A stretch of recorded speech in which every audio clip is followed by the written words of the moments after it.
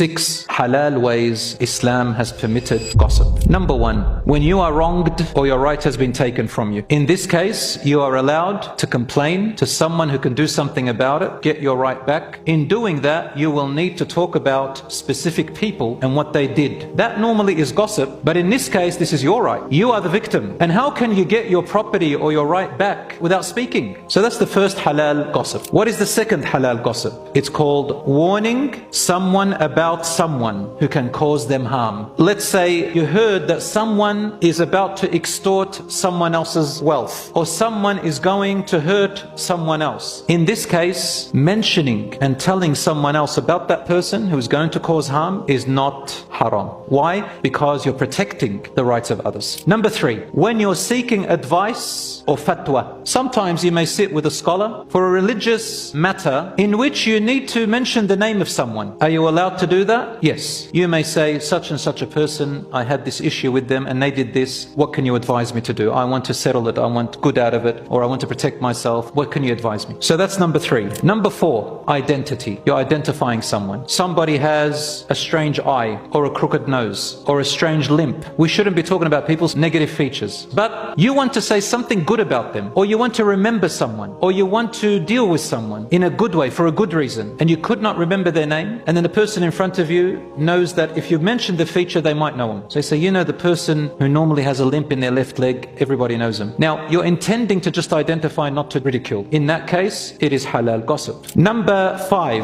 halal gossip. Marriage proposal or some kind of business partnership. Anything involving contract, a bond, a promise between two people, sometimes you need to ask about that person. Someone may come to you saying, look, my daughter has been proposed to by so-and-so, and I know that you know the family, you know the brother. What can you tell me about him? Even if you ask, do you know if they've had struggles with substance abuse? Normally we don't talk about people's sins, that's haram. But only in this case, where someone else is about to share a life with this person, or they're going to share their property and their wealth, you want to know if they're trustworthy, then it's halal to mention some negative things about that person, which in normal cases it would be haram. Number 6, and the last one, halal gossip, is when you need to talk about a public sinner, a person who parades their sin and doesn't care. But of course there is a limit to how you talk about that. If talking about that public sinner is unnecessary, don't talk about them. If talking about the public sinner is going to lead to greater harm, don't talk about them. But if there is a need to warn people, to talk about their action which they are doing in public, then do so. It's important for a Muslim to guard and help other people from falling into the trap of this person. So these are the 6 ways.